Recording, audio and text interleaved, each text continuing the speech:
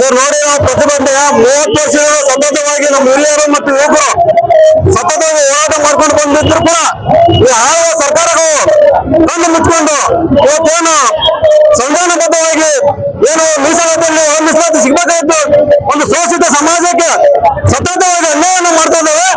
ಈ ಸರ್ಕಾರದ ವಿರುದ್ಧ ಇವತ್ತು ನಾವು ಉಗ್ರವಾಗಿ ಇವತ್ತು ಪ್ರತಿಭಟನೆ ಮಾಡ್ತಾ ಇದ್ದೀವಿ. ಇವತ್ತು ನಮ್ಮ ನಾಯಕರು ಕರೆ ಕೊಡ್ತಾ ಇದ್ದಾರೆ. ಏನು ಸಿದ್ದರಾಮಯ್ಯ ಈ ಸ್ಥಳಕ್ಕೆ ಬರದೇ ಹೋದರೆ ನಾವು ವಿಧಾನಸೌಧವನ್ನು ಮುತ್ತಿಗೆ ಹಾಕಿ ಅತ್ಯಂತ ಉಗ್ರವಾದ ಒಂದು ಹೋರಾಟವನ್ನು ನಾವು ಮಾಡಲಿಕ್ಕೆ ತಯಾರಾಗಿದ್ದೀವಿ ಅಂತಕ್ಕಂಥದ್ದು ಈ ಸಂದರ್ಭದಲ್ಲಿ ಇಷ್ಟಪಡ್ತೀನಿ.